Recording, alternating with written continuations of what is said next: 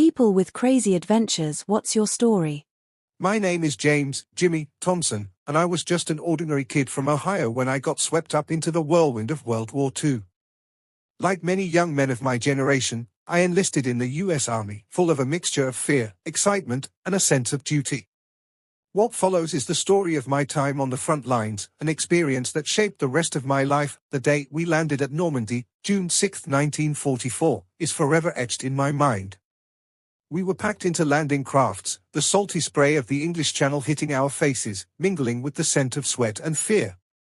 The roar of artillery was deafening as we neared the beach. When the ramp dropped, it was pure chaos. Machine gun fire from entrenched German positions cut down many of my friends before they even set foot on the sand. I remember the water turning red as we struggled to make it to cover. Somehow, I managed to find a bit of cover behind a steel obstacle. Every second felt like an hour as we crawled forward, inch by agonizing inch. We finally broke through the defenses, securing a foothold that night.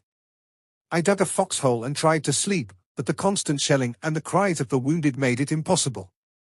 I remember clutching my rifle, thinking about home, and wondering if I'd ever see it again. Life on the front lines settled into a grim routine. We moved forward, dug in, and waited for the next push.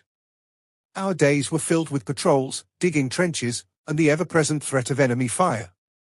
Nights were worse. The darkness was filled with the sounds of distant artillery and the occasional shout from a sentry. We took turns on watch, peering into the inky blackness, alert for any sign of movement. We lived on K-rations, which consisted of canned meat, crackers, and chocolate bars.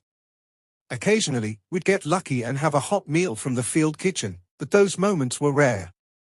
Hygiene was a constant battle. We did our best to stay clean, but the mud and grime were relentless. Shaving and washing up were luxuries we seldom had time for. In the midst of all this, the bonds we formed were incredibly strong. My best friend in the unit was Charlie Baker, a lanky guy from Texas with a quick wit. His jokes and stories kept our spirits up, even in the darkest times. We shared everything: cigarettes, rations, and letters from home. We talked about our families, our dreams for the future, and what we'd do when the war was over.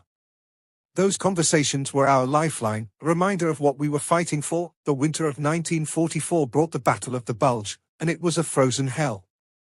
The Germans launched a surprise offensive, and we found ourselves surrounded in the Ardennes forest. The cold was unbearable. Our uniforms were not made for such conditions, and frostbite was a constant threat. We burned anything we could find for warmth, and our rations dwindled to almost nothing. We fought not just the enemy but also the elements. Despite the odds, we held our ground until reinforcements arrived. As the Allies advanced into Germany, the war's end seemed within reach. We liberated town after town, witnessing the devastation left behind. One of the most haunting experiences was liberating a concentration camp. The sights and smells of that place will stay with me forever. It was a stark reminder of the evil we were fighting against. By April 1945, we reached the Elbe River. The war was almost over, but the fighting was still fierce. The Germans were desperate, and every building, every corner, was a potential death trap. On May 8, 1945, we finally heard the news: Germany had surrendered.